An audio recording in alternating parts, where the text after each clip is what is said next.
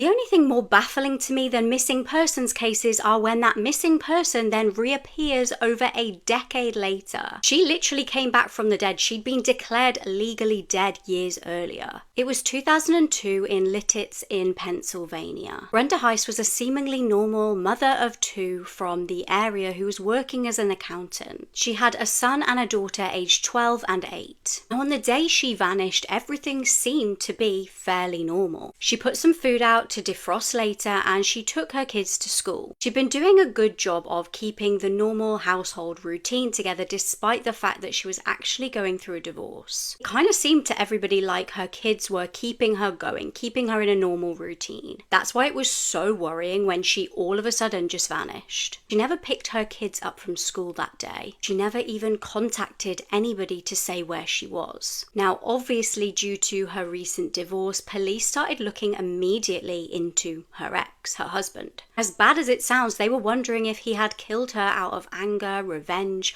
or for financial gain. But her husband Lee seemed just as confused as everybody else, to be fair, and just as eager to get her home. Months and months went by with absolutely no sign of the missing mother. There was also no sign of foul play, no reason to believe any harm had come to her. Years and years rumbled on, and eventually Lee actually went to court to have her declared legally dead. He was then obviously able to remarry if he wanted to. He was able to claim on her life insurance policy too. Now, this again did kind of raise some eyebrows in the community. Neighbors did feel kind of suspicious of him about this, but really nobody had any proof. And sadly, her children had come to terms with the fact that their mum wasn't coming home. That was until 11 years later. Bear in mind, her family really had moved on at this point. Her daughter Morgan was 19 years old. She was attending college. She'd had a whole chunk of her childhood without a mum, when all of a sudden, into a police station in Florida, walked Brenda. By this point, it was April 2013. So many years had gone by. She told police officers that she was a missing woman,